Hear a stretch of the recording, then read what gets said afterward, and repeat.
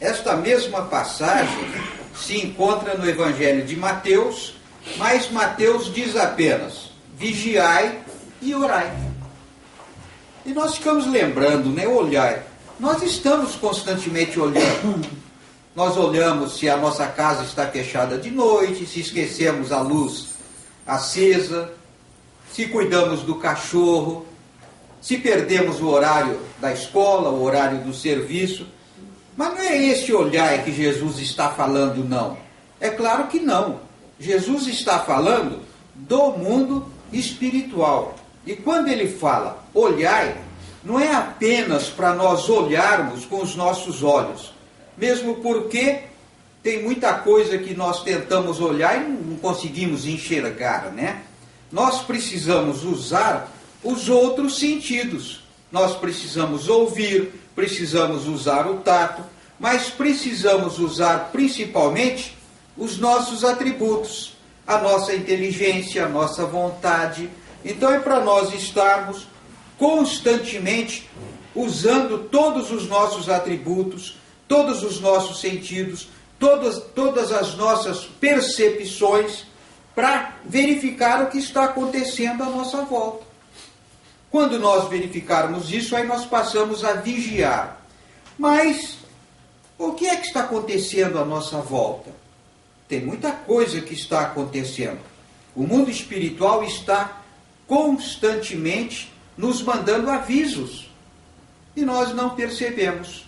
O nosso mundo está constantemente passando por mudanças. Quantos fatos estão ocorrendo à nossa volta e nós temos conhecimento desses fatos pela televisão, pelo jornal? São situações morais de extrema gravidade, situações materiais, e nós precisamos estar sempre atentos. Nós não sabemos quando é que vai começar exatamente determinadas provas na nossa programação reencarnatória. Nós não sabemos quando vai começar a nossa expiação. Não sabemos se nós temos espíritos bons nos acompanhando, se tem algum espírito necessitado que também está nos acompanhando. Não sabemos, muitas vezes, o que pode acontecer com o nosso grupo familiar. Talvez alguma dessas pessoas que caminham conosco esteja precisando e muito da nossa ajuda e nós não percebemos. Então, a recomendação de Marcos é para nós usarmos todos os nossos sentidos, todos os nossos atributos e prestar muita atenção. Ficar sempre observando, olhando, sentindo o que está acontecendo à nossa volta. E ele diz mais: não sabeis quando chegará o tempo. Nós não sabemos. Muitas vezes determinadas situações nos alcançam e nós somos pegos de surpresa. Não nos preparamos para essas ações. Então nós precisamos estar sempre atentos e sempre observando o que acontecia. Tá bom, pessoal?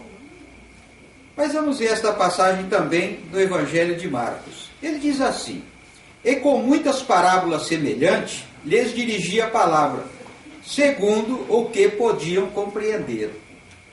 Nós sempre imaginamos que Jesus ele deixou algumas parábolas.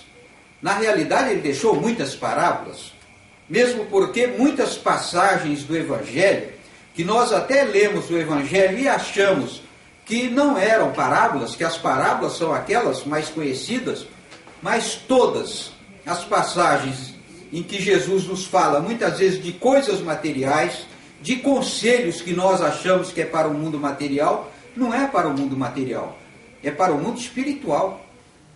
Então nós encontramos muitas parábolas no Novo Testamento, mas principalmente quem gostava muito de parábola era Salomão.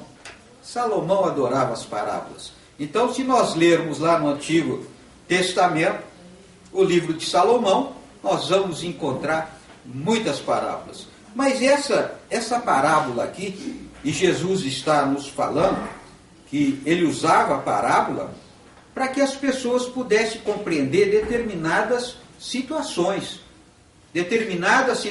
referentes ao mundo espiritual. Não era referente ao mundo material. E quando ele falou esta frase, ele se referia exatamente à parábola do grão de mostarda.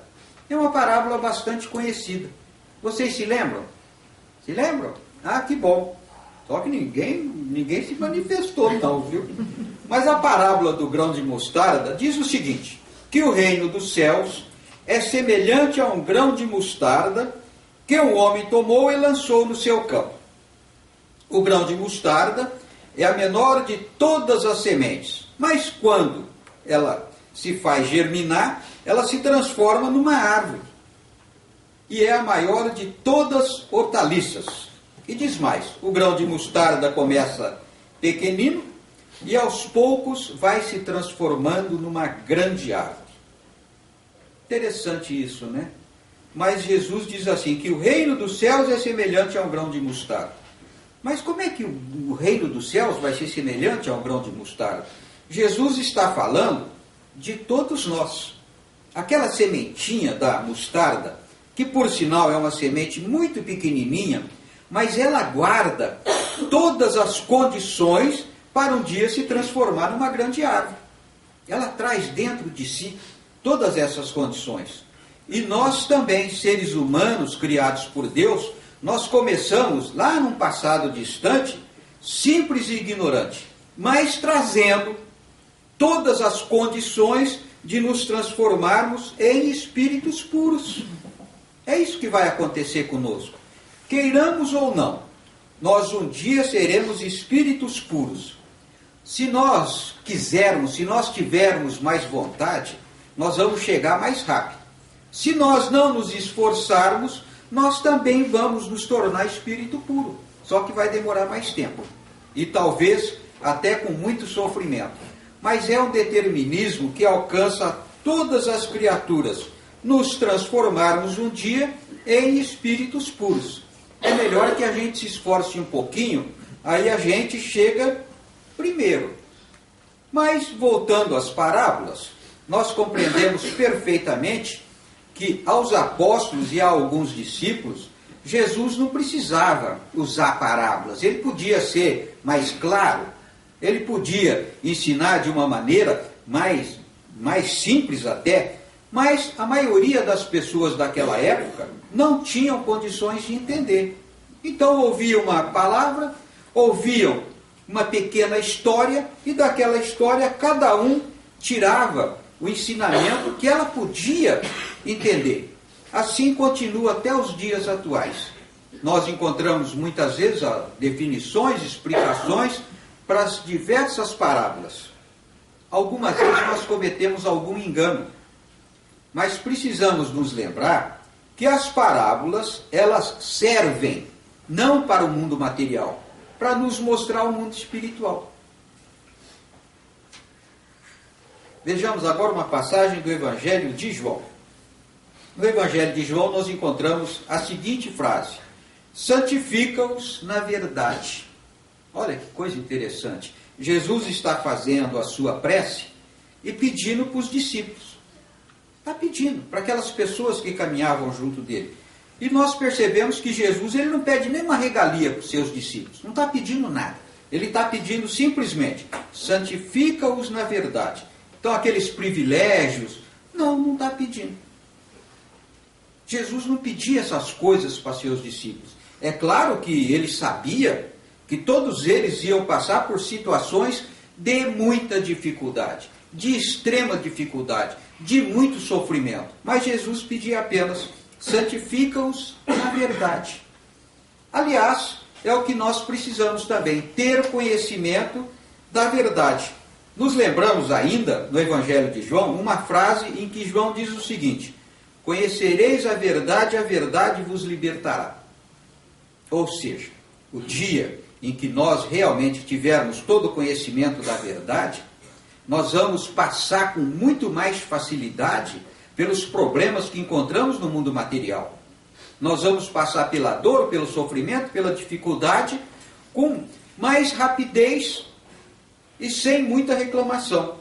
Mas antes de Jesus, nós encontramos Sócrates. E Sócrates ele falava quase a mesma coisa. Olha o que Sócrates falava.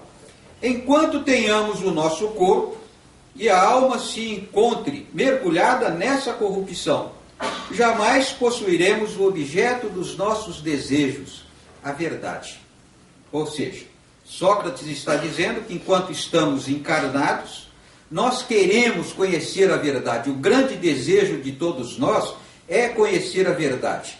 Mas Sócrates diz também que enquanto nós estamos encarnados, muitas dessas verdades nós não vamos ter conhecimento.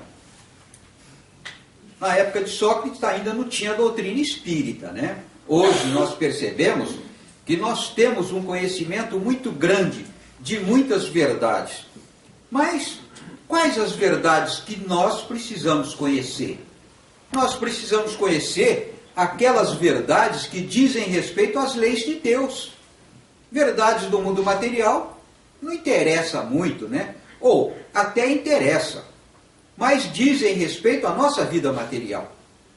Nosso progresso como espírito depende muito de nós conhecermos as leis de Deus.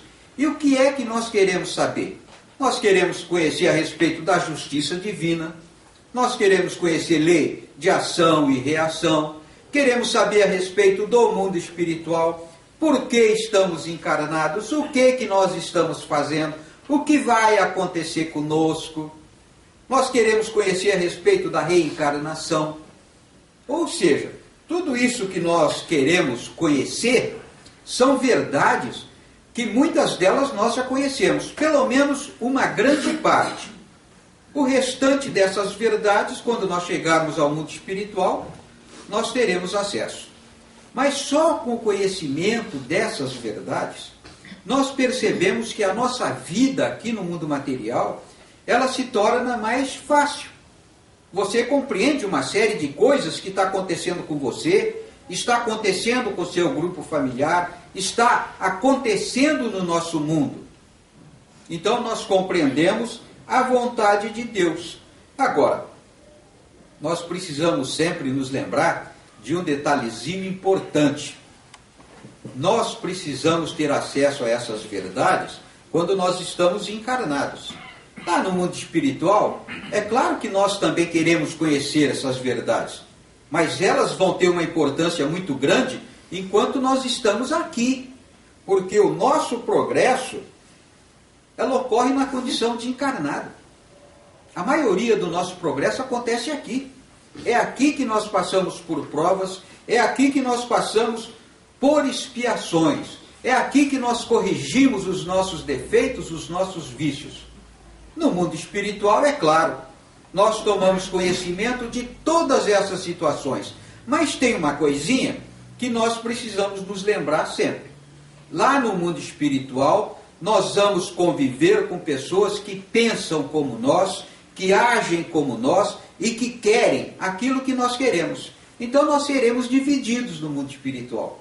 Nós convivemos com pessoas as mais diferentes quando nós estamos encarnados. Vocês já observaram isso? As criaturas que nos cercam são todas diferentes, não pensam como nós. Observa no próprio grupo familiar. Um filho pensa uma coisa, o outro pensa outra, o marido pensa uma, a mulher pensa outra. Não somos criaturas iguais, nós somos criaturas diferentes. Não estou dizendo nem que é mais evoluído ou menos evoluído. Nós somos criaturas diferentes. Mas nós precisamos dessa convivência. É nessa convivência, é através dessa convivência que nós crescemos, que nós aprendemos.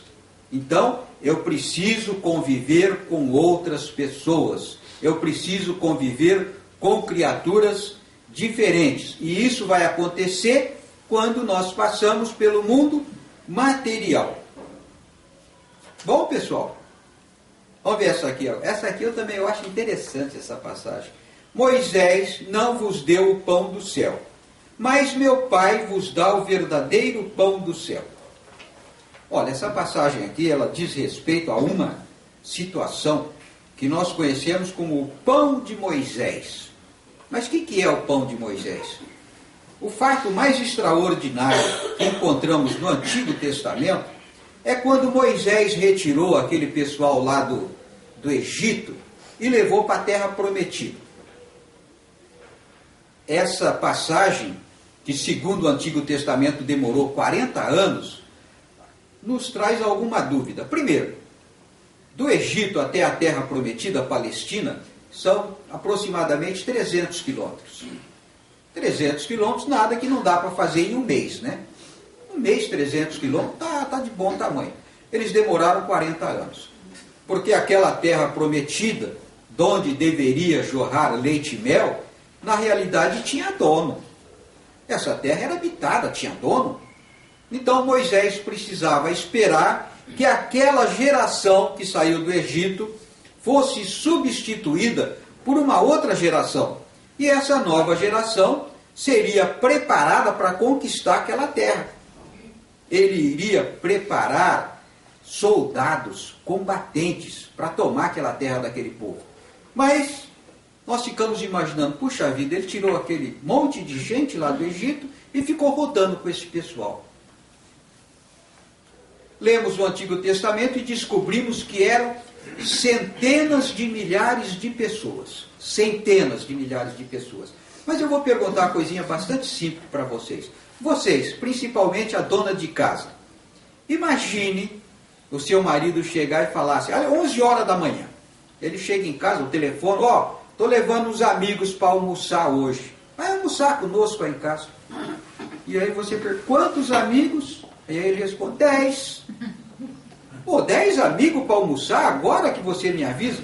Não, não é só almoçar, não. Almoçar, jantar e almoçar mais uma semana. Vamos ficar uma semana conosco. É meio complicado, né?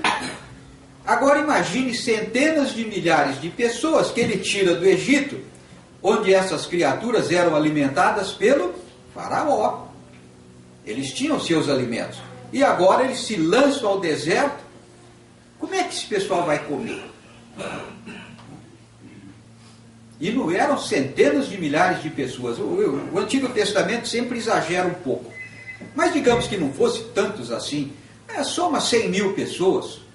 100 mil pessoas, moço. Fazendo, vamos dizer, 2 refeições por dia. É complicado. Então, o Antigo Testamento diz que Moisés, o Deus mandou o pão de Moisés, e esse pão de Moisés era blocos, como blocos de neve que caía do céu todo dia, toda noite caía blocos de neve, e na manhã o povo ia e recolhia aqueles blocos de neve que caíam do céu. E Moisés deu a esses blocos de neve, que era semelhante à semente de coentro branco. Vocês conhecem coentro branco? Eu não conheço, mas disse que parecia com essa semente e tinha o sabor de bolo de mel. Aí eu conheço. O sabor é muito bom. E as pessoas recolhiam pela manhã esse maná, e esse maná lhes alimentava durante o dia. Então, centenas de milhares de pessoas, todo dia saía para recolher o maná que caía do céu. E dessa maneira, eles foram alimentados durante 40 anos. Quando eles chegaram, invadiram a terra prometida, Deus parou de mandar o maná. Aí eles tinham que trabalhar, tinham que plantar, tinham que colher, tinham que produzir a sua própria comida. É uma passagem até interessante. Muito bom. Mas aqui João está nos dizendo que Moisés nos deu esse pão do céu. Ou Moisés deu o pão do céu aos hebreus que caminhavam com ele no deserto. Mas diz também que Deus, nosso Pai, esse nos dá o verdadeiro pão do céu. O pão do céu é um pão que nos alimenta para sempre. É um pão que vai nos alimentar constantemente, não por um dia, mas para sempre. Preparam os nossos espíritos para o mundo espiritual. Então, esse pão do céu é o pão que nós necessitamos. E é claro que não pode ser uma coisa material. Se nós queremos para o nosso espírito não precisa de coisas materiais. Ele precisa de coisas espirituais. O que é que ele precisa? Das verdades espirituais. Então, quando nós temos acesso a essas verdades espirituais, nós estamos recebendo de Deus o pão do céu. É isso que nos diz esta passagem evangélica. Vamos ver essa aqui agora. Tomai sobre vós o meu jugo, e aprendei de mim, que sou manso e humilde de coração, e encontrareis descanso para as vossas almas. É bastante conhecida essa passagem, né? A única coisa que não faz parte do nosso dia a dia, é uma palavra que nós não usamos muito, é a palavra jugo. Jugo. É alguém exercer autoridade, exercer domínio. Você estar sob o jugo de alguém é você ser submisso a essa pessoa. É você obedecer a essa pessoa. E nós estamos sob o jugo de alguém? Olha, se não estamos, já tivemos.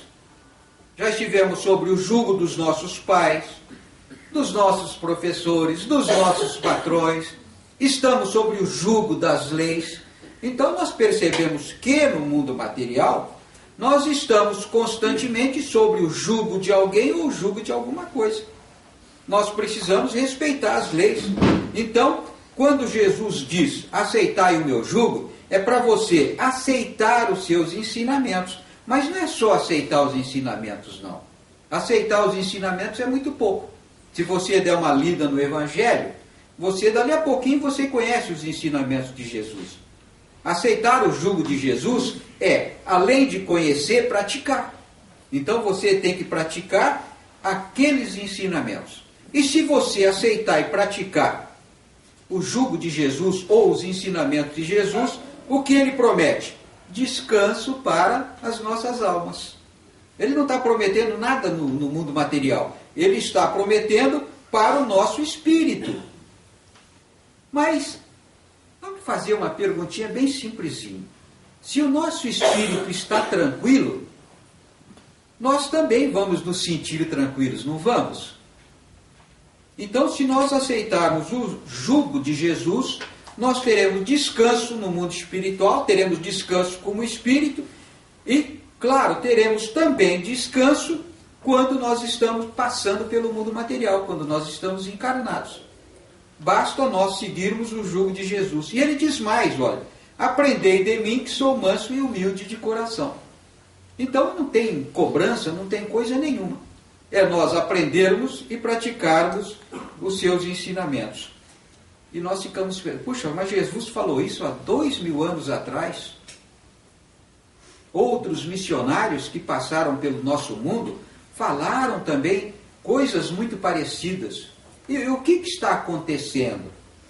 Nós percebemos que, apesar desta mensagem, desse ensinamento ter ganho o mundo, no nosso planeta existe mais gente em sofrimento do que gente que passa assim por tranquilidade. Existe uma turba de oprimidos que não tem tamanho. Ou seja, pouquíssima gente se dispõe a seguir os ensinamentos de Jesus. É pouca gente. A maioria não quer seguir coisa nenhuma.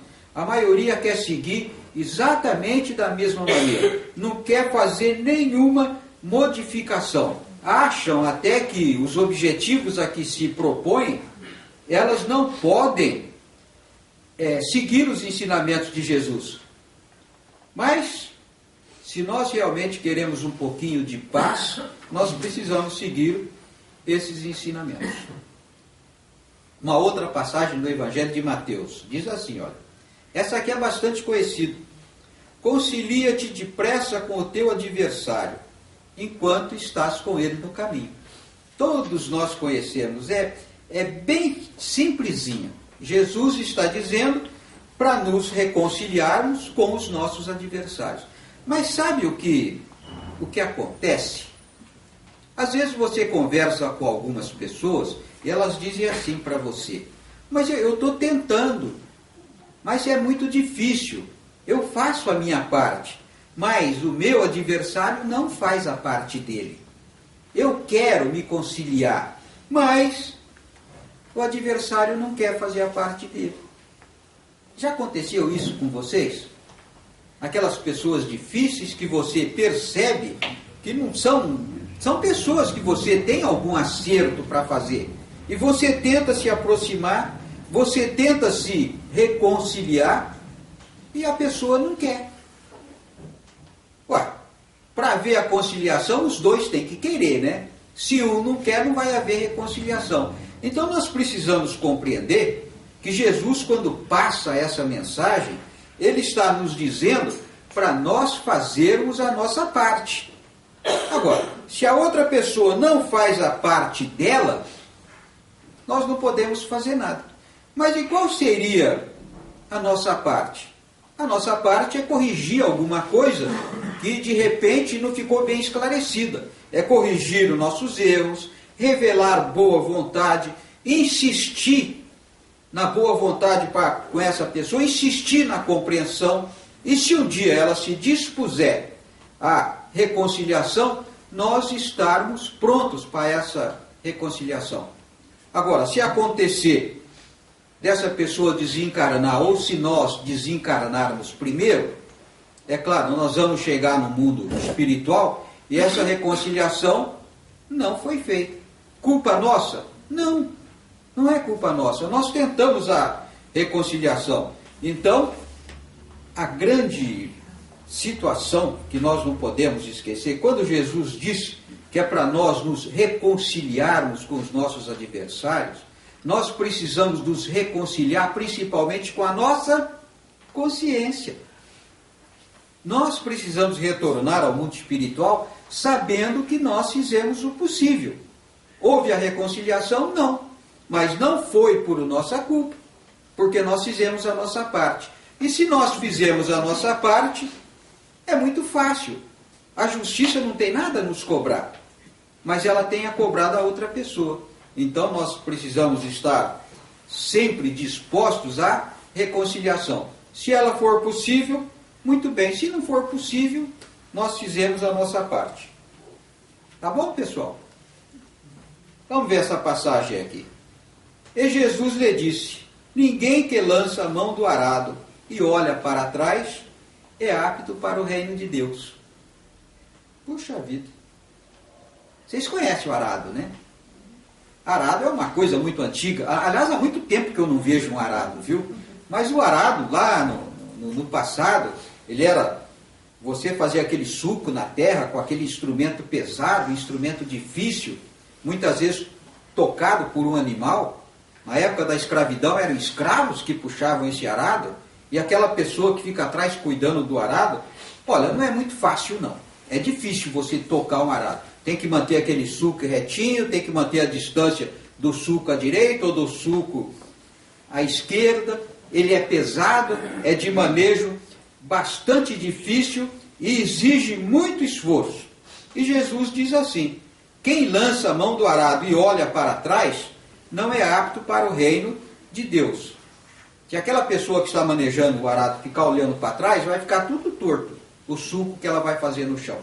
E Jesus está dizendo que também nós, na nossa vida como espírito, não podemos ficar olhando para trás. Nós temos que nos preocupar com a frente, com o que está acontecendo. E é muito simples, né? Nós estamos num mundo de provas e expiações. Se nós estamos nesse mundo, eu pelo menos não sou missionário, não. Eu vim aqui porque eu merecia esse mundo, eu precisava desse mundo. Acredito que vocês também. Nós precisávamos reencarnar no mundo de provas e expiações. Por quê? Porque nós somos criaturas com dívidas com a justiça divina. Bem, se nós temos dívida com a justiça divina, é sinal que o nosso passado não é lá essas coisas, né? Nós não temos um passado brilhante, não. Pode até ser brilhante olhando pelo mundo material, mas como espírito não foi lá essas coisas. Nós não progredimos muito. Então esse nosso passado não nos recomenda. Não recomenda. Mas então para que eu vou ficar olhando o passado? Se no passado eu fiz muita coisa errada, eu tomei caminhos que me conduziram a lugares ruins. Então eu não tenho que olhar o passado. Aliás, eu passo pelo esquecimento do passado exatamente para isso. Para mim não ficar lembrando o que aconteceu. Eu começo uma vida nova. Eu não tenho que olhar para trás. E Jesus nos recomenda que não é para mim ficar olhando para trás. Mas tem pessoas que adoram, quer saber o que aconteceu no passado e pronto. Hoje em dia, a gente escuta muito falar naquela terapia de vidas passadas. Pessoas que querem conhecer o passado. Eu tenho uma história no meu grupo familiar, e essa história de terapia de vida passada, eu sempre me lembro. Não é um caso, mas uma pessoa no meu grupo familiar, casada, vivia até bem, tranquilo, mas todas as vezes que eu visitava esses parentes, essa pessoa falava para mim, eu quero fazer terapia de vida, eu quero saber o que eu fiz no passado, porque tem umas coisas que eu quero saber. Eu falei, para com isso, não tem que saber nada não. Mas, aí eu fui lá um dia, ela falou, tem uma senhora, ela mora não sei aonde, numa cidade próxima, e ela faz. E eu vou lá. Eu falei, meu Deus, não vai dar certo, viu? Não vai ser bom. Mas ela foi. Bem, o que aconteceu? Essa mulher realmente fazia terapia de vidas passadas. É claro que é uma coisa que a gente não condena, desde que seja feito por pessoa especializada. Claro, uma pessoa especializada faz, sabe até onde ela pode ir, onde deve parar e pronto. Mas não era o caso dessa senhora. Mas essa parente minha foi e descobriu um monte de coisa do passado. Principalmente coisas relacionadas ao marido. Aí quando ela voltou de novo para a casa dela, ela olhava para o marido e não conseguia ver o marido atual. Ela via o marido lá do passado, que tinha aprontado horrores. Bem, a vida desse pessoal durante 10 anos foi uma coisa horrorosa. Foi terrível durante 10 anos. Por quê? Porque essa senhora fez essa regressão e ela ficou sabendo de um monte de coisa. Mas o que nós sabemos também, alguns profissionais da área, e nós tivemos oportunidade de conversar com algum desses profissionais, e eles nos falaram o seguinte, olha, essa terapia é muito boa, mas ela resolve alguns problemas, mas algumas vezes ela ocasiona também alguns pequenos problemas. Ou seja, ela corrige alguma coisa, mas ela desperta outros problemas que estavam adormecidos. Então, alguns profissionais simplesmente preferem não fazer essa terapia, ou fazer essa terapia apenas em último caso, em casos gravíssimos que não tem outra solução. Então, essa história de ficar lembrando o passado, isso aqui não é uma coisa boa, não. Nós não precisamos lembrar o passado. Se tivesse alguma utilidade, Deus teria nos dado possibilidades de lembrar desse passado. Se não deu, é porque não é bom. Tá bom, pessoal? E eu vou contar uma historinha para vocês hoje. É uma historinha que eu já contei já faz muito tempo, mas eu adoro essa história. É a história do Zarzur. Já contei para vocês? Já, né? Então vamos lá. O Zarzur, essas histórias são principalmente árabes. Árabe adora a história. E o Zarzur era árabe. Morava numa cidadezinha pequenininha, então ele vivia ali naquela cidadezinha, numa boa. Mas o Zarzur não era uma pessoa assim, que gostava muito de trabalhar, não. O negócio dele era fazer pequenos negócios. E negócios normalmente fora da lei. Ele vivia hoje um pequeno roubo aqui, uma ação, pronto, ele ia vivendo. Nunca tinha muito dinheiro, mas de vez em quando ele era preso pela polícia, e aí ele era preso, levava para o juiz deixava ele alguns dias preso, passava água e pão, o carcereiro tomava conta, e depois soltava ele. Nunca foi coisas assim muito extraordinárias. Mas o Zarzur, ele tinha uma raiva danada, era exatamente do juiz e do carcereiro. Ele tinha uma raiva dessas duas pessoas, porque todas as vezes que ele era preso, ele ficava primeiro dependendo do juiz, e a sentença era sempre pesada. E depois ele dependia do carcereiro, que exagerava no cumprimento da sentença. Mas certo dia, o Zarzur fez um negócio até e rendeu um bom dinheiro. Aí ele comprou uma roupa nova, o árabe gosta daquela roupa comprida, tudo. E ele comprou uma roupa nova, e quando chegou no final de semana, ele foi na mesquita. Ele falou, agora eu tenho que ir na mesquita fazer umas orações para agradecer, porque eu ganhei um bom dinheiro. E ele foi na mesquita, e chegou lá o pessoal, né, eles têm o pastor deles, o pastor está falando, e ele está ouvindo lá dentro da mesquita. Mas não tinha acabado ainda a conversa, e ele falou, não, tá, eu vou sair, eu vou esperar lá fora. E ele foi lá para fora. Quando ele chegou na porta da mesquita, tinha uma pessoa pedindo esmola, e a pessoa estendeu a mão para ele. Ele não dava esmola para ninguém, não. Mas aquele dia, como ele tinha ganhado, ele falou, eu vou dar uma esmola. Botou a mão no bolso, claro, procurou ali nas moedas menorzinha possível, e achou uma moeda bem pequenininha e falou, toma a moeda. Quando ele terminou de dar a moeda, aquele pedinte se transformou. Na realidade não era um pedinte, era um enviado de Deus. Em lenda árabe, história árabe, tem disso, viu? E esse enviado de Deus falou assim para o Zarzur, olha, você vai receber um prêmio. Você fez uma boa ação, vai receber um prêmio. Você vai ser levado para a Gruta do Destino. E nessa Gruta do Destino, a hora que você entrar nessa gruta, você vai ver que tem uma mesa no centro e tem um baita livrão em cima dessa mesa. E nesse livro tem o nome de todos os habitantes aqui da cidade.